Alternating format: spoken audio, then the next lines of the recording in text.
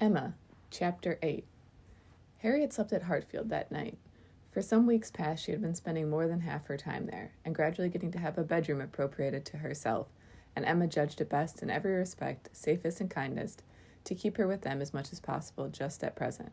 She was obliged to go the next morning for an hour or two to Mrs. Goddard's, but it was then to be settled that she should return to Hartfield to make a regular visit of some days. While she was gone, Mr. Knightley called, and sat some time with Mr. Woodhouse and Emma, till Mr. Woodhouse, who had previously made up his mind to walk out, was persuaded by his daughter not to defer it, and was induced by the entreaties of both, though against the scruples of his own civility, to leave Mr. Knightley for that purpose.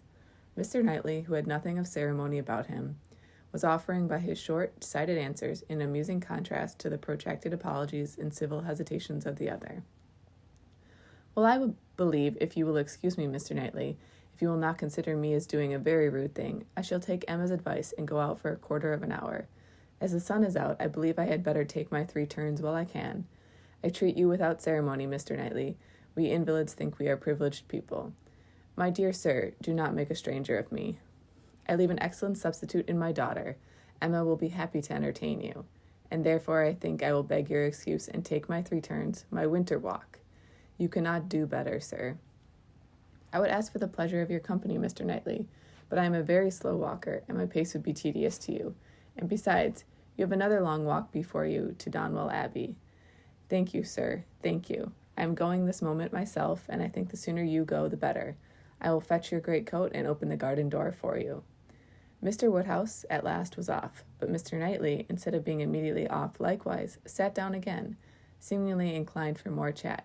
He began speaking of Harriet, and speaking of her with more voluntary praise than Emma had ever heard before. "I cannot rate her beauty as you do," said he, "but she is a pretty little creature, and I am inclined to think very well of her disposition. Her character depends upon those she is with, but she is in good hands. She will turn out to be a valuable woman. I am glad you think so, and the good hands, I hope, may not be wanting. Come," said he, "you are anxious for a compliment, so I will tell you that you have improved her. You have cured her of her schoolgirl's giggle. She really does you credit." "Thank you. I should be mortified indeed if I did not believe I had been of some use, but it is not everybody who will bestow praise where they may. You do not often overpower me with it. You are expecting her again, you say, this morning?" "Almost every moment. She has been gone longer already than she intended." "Something has happened to delay her, some visitors perhaps." "Highbury gossips, tiresome wretches." "Harriet may not consider everybody tiresome that you would." Emma knew this was too true for contradiction, and therefore said nothing. "I do not pretend to fix on times or places, but I must tell you that I have good reason to believe your little friend will soon hear of something to her advantage." "Indeed? How so? Of what sort?" A very serious sort, I assure you," still smiling. "Very serious? I can think of but one thing. Who is in love with her? Who makes her their confidant?" Emma was more than half in hopes of Mr. Elton's having dropped a hint. Mr. Knightley was a sort of general friend and adviser, and she knew Mr. Elton looked up to him. "I have reason to think," he replied, "that Harriet Smith will soon have an offer of marriage, and from a most unexceptional quarter. Robert Martin is the man. Her visit to Abbey Mill this summer seems to have done his business. He is desperately in love and means to marry her." "He is very obliging," said Emma, "but is he sure that Harriet means to marry him?" Well, means to make her an offer then. Will that do? He came to the Abbey 2 evenings ago on purpose to consult me about it. He knows I have a thorough regard for him and all his family, and I believe considers me one of his best friends. He came to ask me whether I thought it would be imprudent in him to settle so early, whether I thought her too young, in short, whether I approved of his choice altogether, having some apprehension perhaps of her being considered, especially since you're making so much of her, as in a line of society above him. I was very much pleased with all that he had said. I never hear better sense from any one other than Robert Martin. He always speaks to the purpose, open, straightforward, and very well judging. He told me everything, his circumstances and plans, and what they all propose doing in the event of his marriage. He is an excellent young man, both as son and brother. I had no hesitation in advising him to marry. He proved to me that he could afford it, and that being the case, I was convinced that he could not do better. I praised the fair lady, too, and altogether sent him away very happy. If he had never esteemed my opinion before, he would have thought highly of me then, and I dare say left the house thinking me the best friend and counselor man ever had. This happened the night before last. Now, as we may fairly suppose, he would not allow much time to pass before he spoke to the lady, and he does not appear to have spoken yesterday. It is not unlikely that he should be at Mrs. Goddard's today, and she may be detained by a visitor without thinking him at all a tiresome wretch. Pray, Mr. Knightley, said Emma, who had been smiling to herself through a great part of this speech, how did you know that Mr. Martin did not speak yesterday? Certainly, replied he, surprised. I do not absolutely know it, but it may be inferred. Was she not the whole day with you? Come, said she, I will tell you something, in return for what you have told me. He did speak yesterday. That is, he wrote and was refused. This was obliged to be repeated before it could be believed, and Mr. Knightley actually looked red with surprise and displeasure as he stood up in tall indignation and said, Then she is a greater simpleton than I ever believed her. What is the foolish girl about? Oh, to be sure, cried Emma, it is always incomprehensible to a man that a woman should ever refuse an offer of marriage. A man always imagines a woman to be ready for anybody who ever asks her. Nonsense! A man does not imagine such thing. But what is the meaning of this? Harriet Smith refuse Robert Martin? Madness, if it is so, but I hope you are mistaken. I saw her answer. Nothing could be clearer. You saw her answer. You wrote her answer, too. Emma, this is your doing. You persuaded her to refuse him. And if I did, which, however, I am far from allowing, I should not feel that I had done wrong.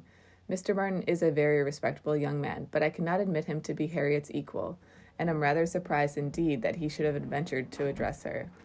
By your account, he does seem to have had some scruples. It is a pity that they were ever got over. Not Harriet's equal, exclaimed Mr. Knightley loudly and warmly, and with calmer asperity added a few moments afterwards, No, he is not her equal indeed, for he is as much her superior in sense as in situation. Emma, your infatuation about that girl blinds you. What are Harriet Smith's claims, either of birth, nature, or education, to any connection higher than Robert Martin? She is the natural daughter of nobody knows whom, with probably no settled provision at all, and certainly no respectable relations. She is known only as a parlor boarder at a common school. She is not a sensible girl, nor a girl of any information. She has been taught nothing useful, and is too young and too simple to have acquired anything herself. At her age, she can have no experience, and with her little wit, is not very likely to ever have any that can avail her. She is pretty, and she is good-tempered, and that is all. My only scruple in advising the match was on his account, as being beneath his deserts, and a bad connection for him. I felt that, as to fortune, in all probability he might do much better, and that as to a rational companion or useful helpmate he could not do worse. But I could not reason so to a man in love, and was willing to trust to there being no harm in her, to her having that sort of disposition which, in good hands like his, might be easily led aright and turn out very well. The advantage of the match I felt to be all on her side, and had not the smallest doubt, nor have I now, that there would be a general cry out upon her extreme good luck. Even your satisfaction I made sure of.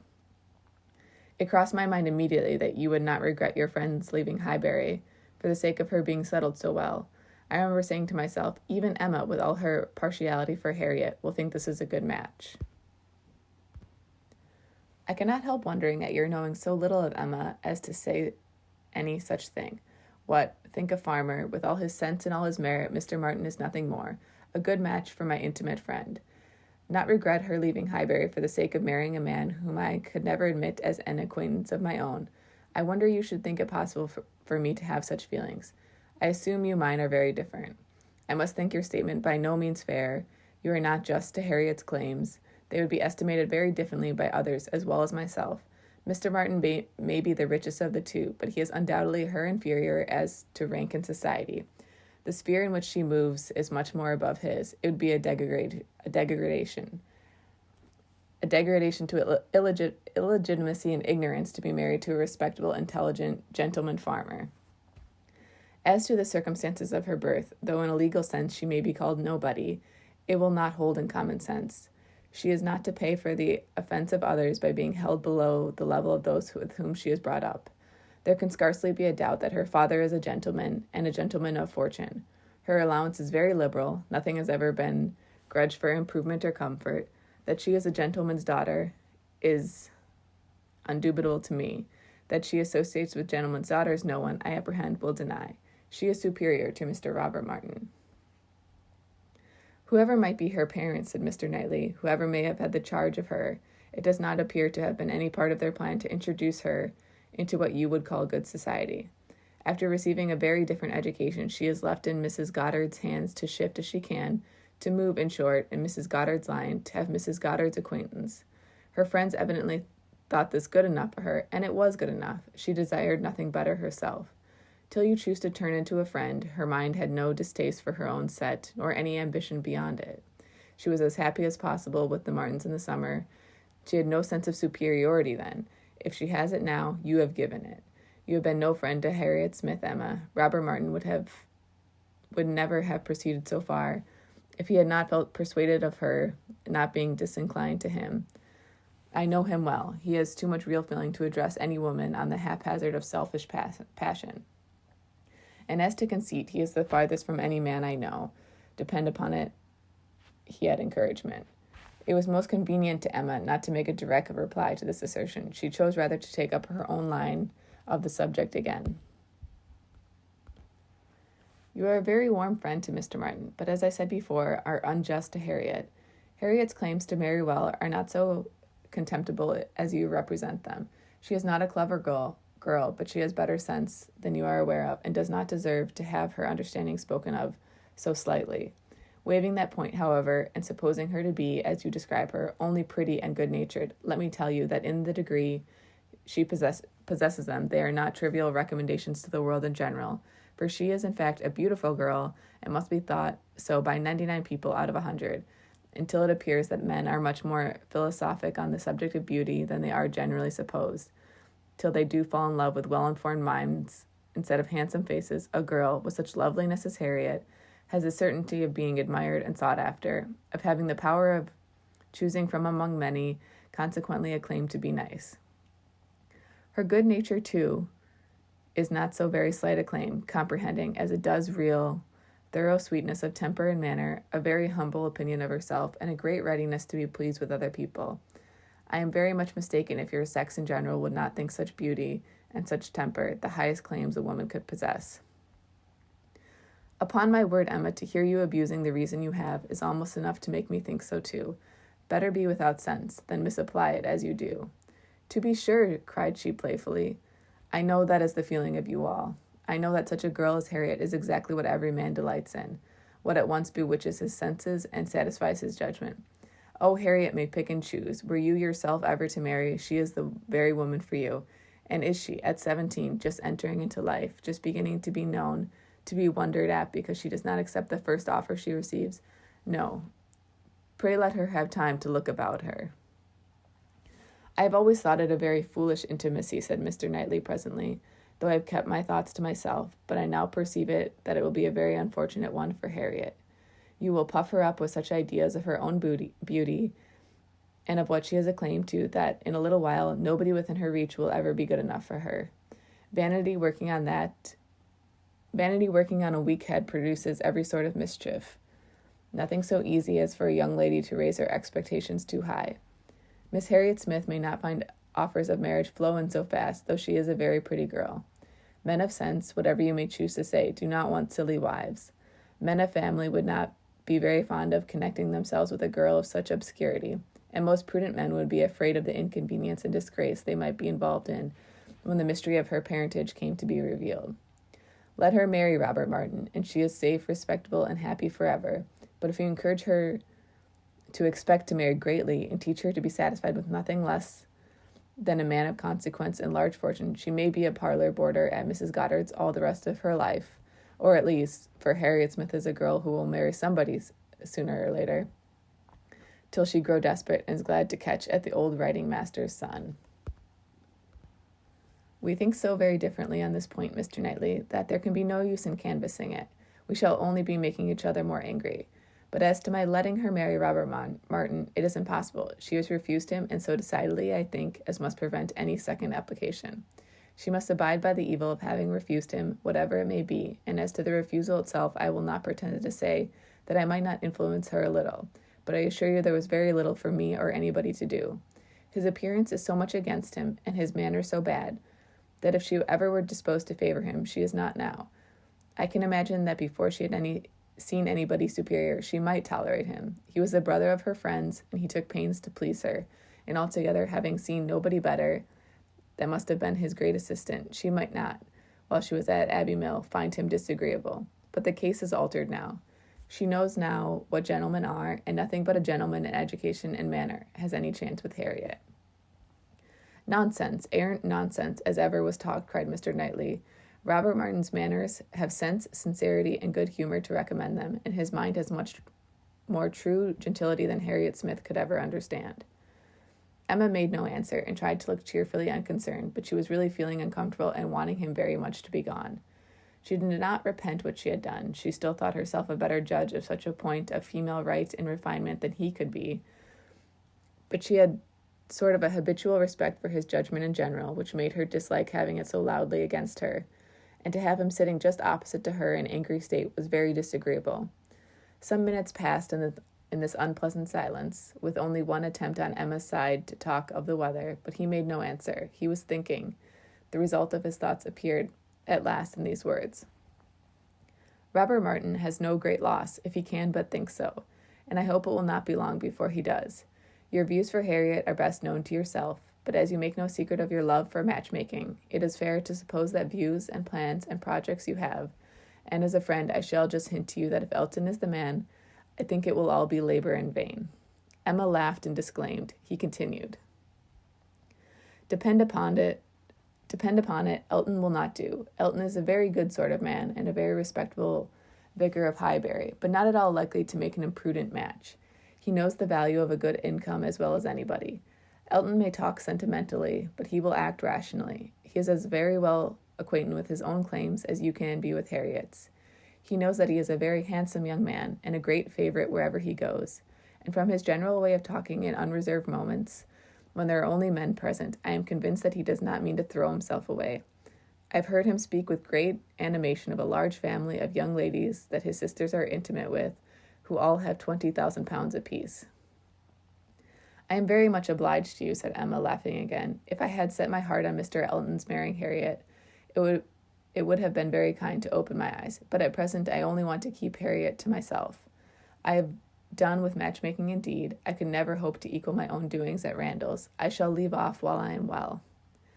Good morning to you, said he, rising and walking off abruptly. He was very much vexed. He felt the disappointment of the young man, and was mortified to have the means of promoting it by the sanctions he had been given, and the part which he had persuaded Emma had taken in the affair was provoking him exceedingly. Emma remained in a state of vexation too, but there were more indistinctnesses in the causes of hers than in his. She did not always feel so absolutely satisfied with herself, so entirely convinced that her opinions were right and her adversaries wrong, as Mr. Knightley. He walked off in a more complete self-appropriation than he had left for her. She was not so materially cast down, however, but that a little time and the return of Harriet were very adequate restoratives. Harriet's staying away so long was beginning to make her uneasy. The possibility of the young man's coming to Mrs. Goddard's that morning and meeting with Harriet and pleading his own cause gave alarming ideas. The dread of such a failure, after all, became the prominent uneasiness, and when Harriet appeared, and in very good spirits, and without having such reason to give for her long absence, she felt a satisfaction which settled her with her own mind, and convinced her that Mr. Knightley, think or say what he would, she had done nothing which women's friendship and women's feelings would not justify. He had frightened her a little bit about Mr. Elton, but when she considered that Mr. Knightley could not have observed him as she had done, neither with the interest nor with the skill of such an observer on such a question as herself, that he had spoken it hastily and in anger, she was able to believe that he had rather said what he had wished resentfully to be true than what he knew anything about. He certainly might have heard Mr. Elton speak with more unreserve than she had ever done, and Mr. Elton might not be of an imprudent, inconsiderate disposition as to money matters. He might naturally be rather attentive than otherwise to them, but then Mr. Knightley did not make due allowance for the influence of a strong passion at war with all interested motives. Mr. Knightley saw no such passion, and of course thought nothing of its effects, but she saw too much of it to make feel a doubt of its overcoming any hesitations that a reasonable prudence might originally suggest, and more than a reasonable becoming degree of prudence, she was very sure did not belong to Mr. Elton. Harriet's cheerful look and manner established hers. She came back, not to think of Mr. Martin, but to talk of Mr. Elton. Miss Nash had been telling her something, which she repeated immediately with great delight. Mr. Perry had been to Mrs. Goddard's to attend a sick child, and Miss Nash had seen him, and he had told Miss Nash that as he was coming back yesterday from Clayton Park, he had met Mr. Elton and found to his great surprise that Mr. Elton was actually on his road to London, and not meaning to return till the morrow, though it was the whist club night, which he had never been known to miss before. And Mr. Perry had remonstrated with him about it and told him how shabby it was in him, their best player, to absent himself, and tried very much to persuade him to put off his journey only one day, but it would not do. Mr. Elton had been determined to go on, and had said in a very particular way indeed that he was going on business which he could not put off for any inducement in the world, and something about a very enviable commission, and being the bearer of something exceedingly precious.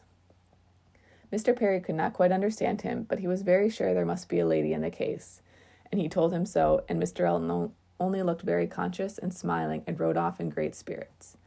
Miss Nash had told her all this, and had talked a great deal more about Mr. Elton, and said, looking so very significantly at her, that she did not pretend to understand what his business might be, but she only knew that any woman whom Mr. Elton could prefer, she should think the luckiest woman in the world, for beyond a doubt Mr. Elton had not his equal for beauty or agreeableness.